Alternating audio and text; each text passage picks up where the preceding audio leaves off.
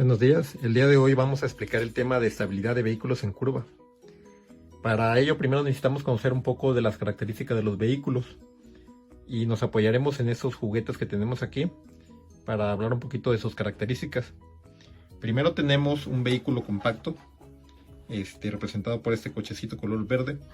Se puede observar que son la mayoría de los vehículos que circulan en carreteras son vehículos del tipo ligeros. No tienen un centro de gravedad tan grande, no son demasiado pesados. Y pues bueno, básicamente sí pueden recorrer relativamente altas velocidades, tanto en rectas como en curvas, manteniendo una estabilidad aceptable. Tenemos un vehículo tipo autobús, cuyo centro de gravedad es más alto y pues ya son del tipo pesado. Y al tener su centro de gravedad un poco más alto, pues los hace más inestables en carreteras, sobre todo cuando transitan en curvas. Tenemos aquí un vehículo del tipo pesado, este representará un articulado. Son vehículos de carga que por lo general son relativamente más lentos que el resto de los vehículos. Son más inestables en curvas, como vamos a observar más adelante. Y tenemos un vehículo de competencias de carreras, cuyo centro de gravedad es muy bajo. ¿Sí? Tenemos que su separación de ejes entre las llantas es más ancho para mantener una estabilidad, sobre todo cuando esos vehículos circulan en curva. Esas características de centro de gravedad bajo, llantas anchas y separación de las llantas, o la entrevía, que sería la palabra técnica, un poco más separada, les ayuda a mantener esa estabilidad cuando transitan en una curva.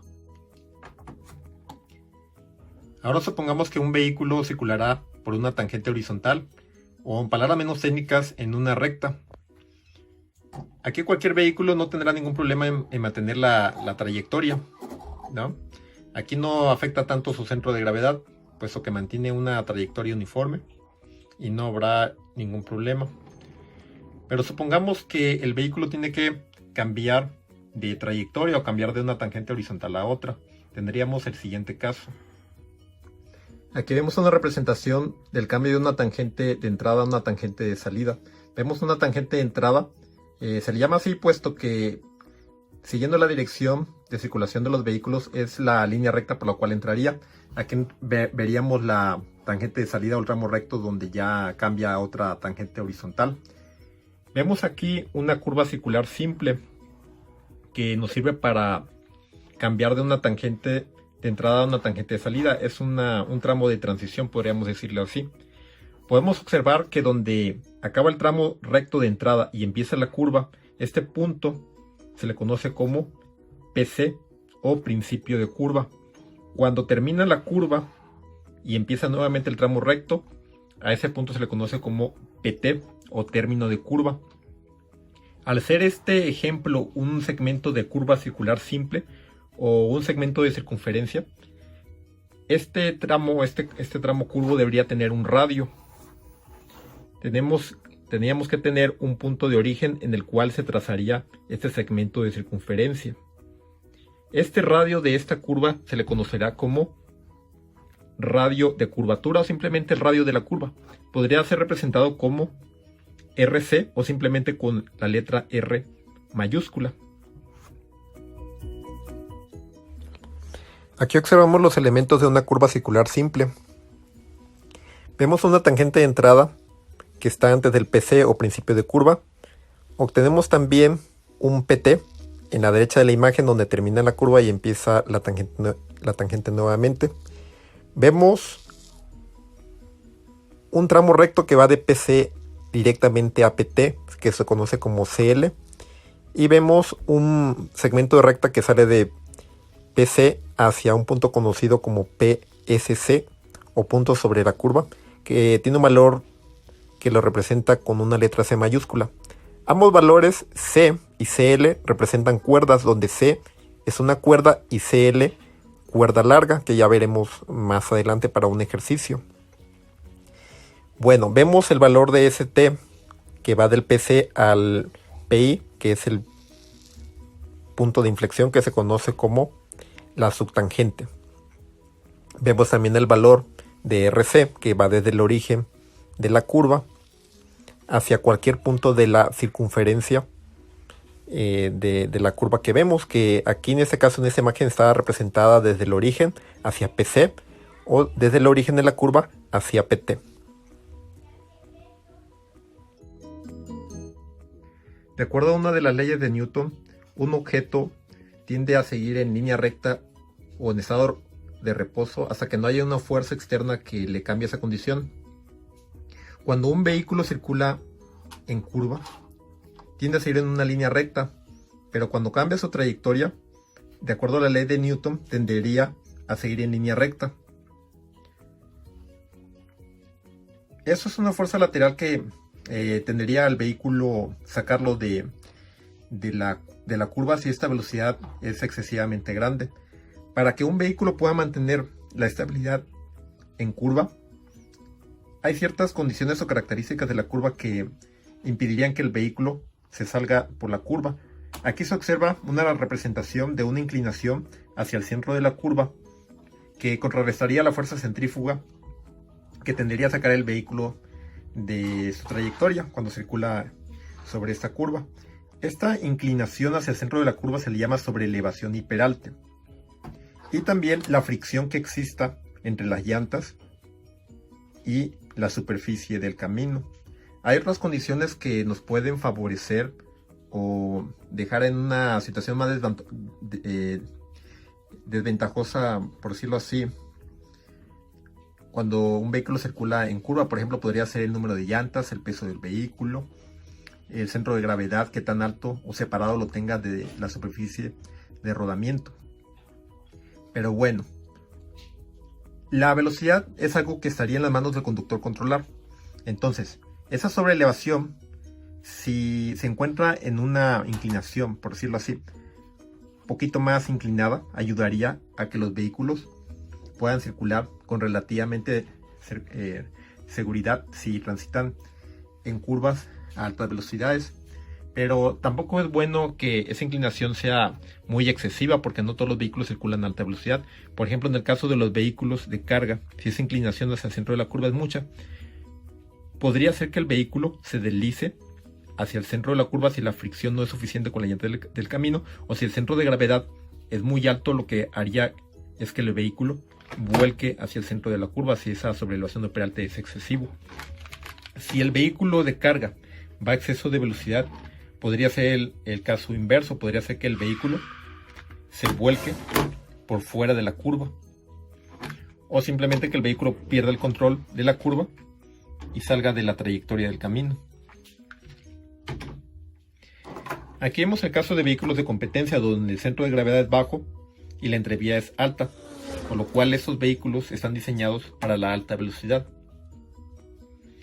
Y aquí vemos un vehículo tipo autobús que se comportaría de forma similar que el vehículo de carga tipo tráiler.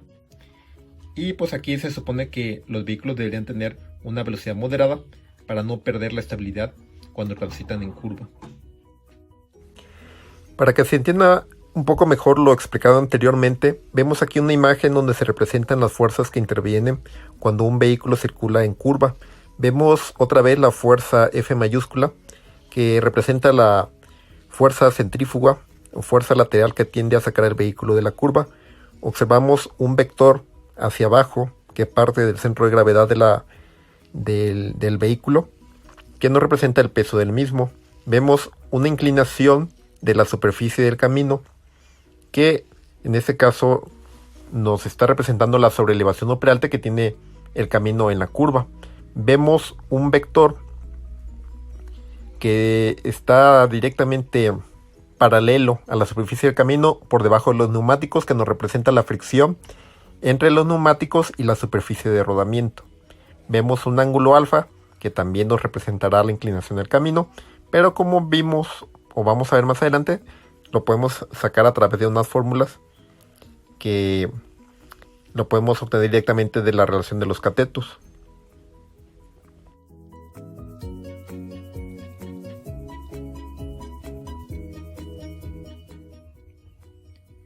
Continuando con la explicación, esa sobreelevación o peralte tiene una magnitud máxima en el centro de la curva que puede ser especificada en un inicio, pero lo veremos más adelante cuáles serían esos máximos. Empezaremos explicando primero la ley de Newton, que dice que, de acuerdo al libro de Calimayor, una fuerza es igual a la masa por la aceleración de una de sus leyes más generales, donde en ese caso lo aplicaremos de la siguiente manera. Aquí F representará la fuerza centrífuga que tendería a sacar el vehículo en la curva. La masa sería la masa del vehículo y A sería la aceleración radial del vehículo cuando circula en curva. Luego tenemos aquí la letra P, que se refiere al peso del vehículo. Peso es igual a masa por gravedad. Despejando la masa tendríamos esta ecuación, la 5.2, que aparece en el libro de Calimayor. En el libro de Calimayor, la octava edición. Tenemos la aceleración radial, que sería igual a la velocidad al cuadrado del vehículo entre el radio de la curva. Y esa sería la ecuación 5.3. Una vez sustituyendo estos valores de P y aceleración radial, tendríamos la siguiente ecuación, donde la fuerza centrífuga es igual a la masa del vehículo por la aceleración radial, y aquí vemos la fórmula sustituida. Aquí vemos que el peso es directamente proporcional a la fuerza centrífuga y la velocidad sería igual, directamente proporcional a la fuerza centrífuga, pero aquí vemos un valor cuadrático. Quiere decir que el efecto de la velocidad tiene un exponente, el cual aumentaría exponencialmente su efecto en la fuerza centrífuga. Y el peso es una relación lineal. Aquí vemos los valores que son inversamente proporcionales, que serían la gravedad y el radio de la curva. ¿Qué quiere decir esto? Que, como explicamos más atrás, si el radio de la curva es más grande, o la curva, en palabras menos técnicas, es más amplia, el efecto centrífugo sería menor. Pero esa es una característica que ya se tiene contemplada de diseño, que no podemos cambiar cuando estamos transitando en una curva determinada. Igual la gravedad terrestre no podríamos cambiarla. El peso del vehículo podría estar en nuestras manos en un inicio, cuando carguemos al vehículo, pero lo que sí estaría completamente en nuestras manos sería la velocidad con la que ingresemos a la curva. De eso dependerá mucho, porque el efecto, vemos un valor cuadrático, el efecto que tendrá en la fuerza que tienda a sacar al vehículo de la curva. Para encontrar la sobreelevación máxima o peralte máximo que podemos ocupar en una curva específica, tenemos aquí esas recomendaciones que podemos sacarlos del libro de Calimayor. Dice: sobreelevación máxima 12% si no hay nevadas ni heladas y bajo porcentaje de vehículos pesados circulando por esta carretera.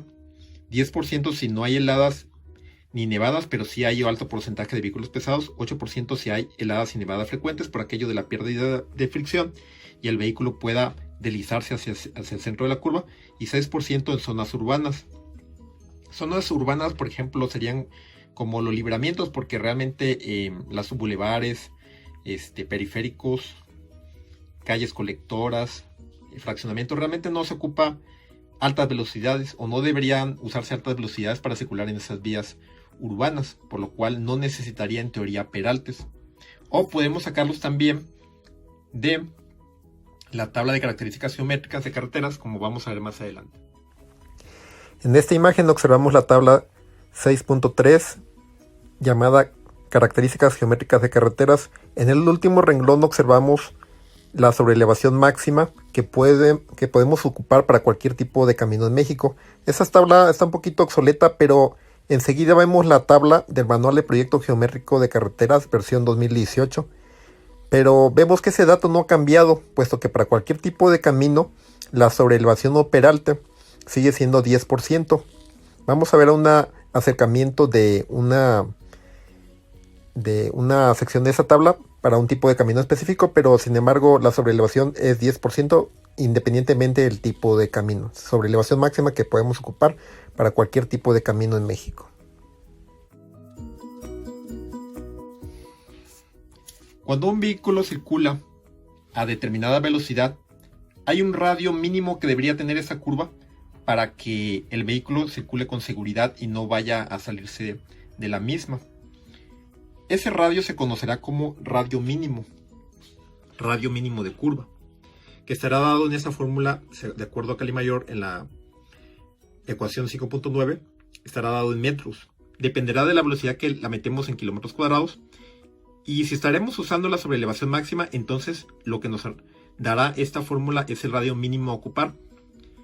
Ft significa la fricción transversal, que lo vamos a sacar de una tabla que veremos más adelante.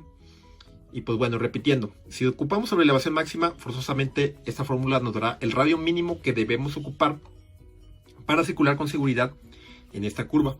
Pero en caso que no estemos ocupando sobrelevación máxima, evidentemente tenemos que ocupar una menos que la máxima, por lo cual nos dará un radio mayor que el mínimo.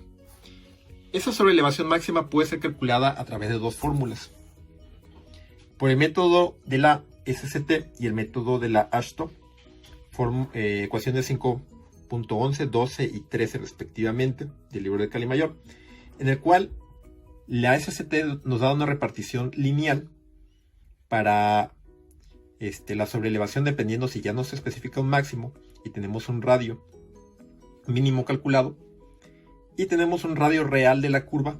¿Cuál sería la sobrelevación que deberíamos ocupar entonces?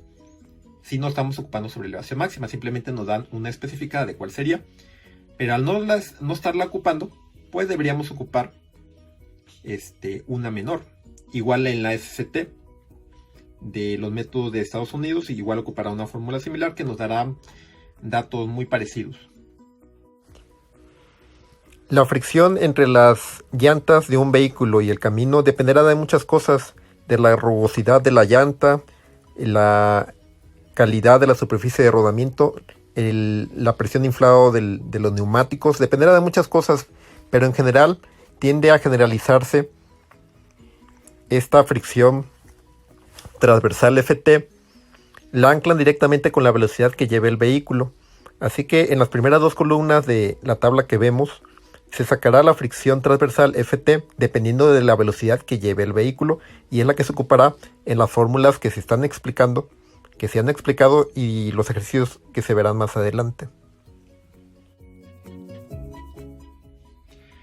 Ocuparemos un concepto llamado grado de curvatura, que en este caso es representado a través de su fórmula general como GA, a través de la fórmula 5.7.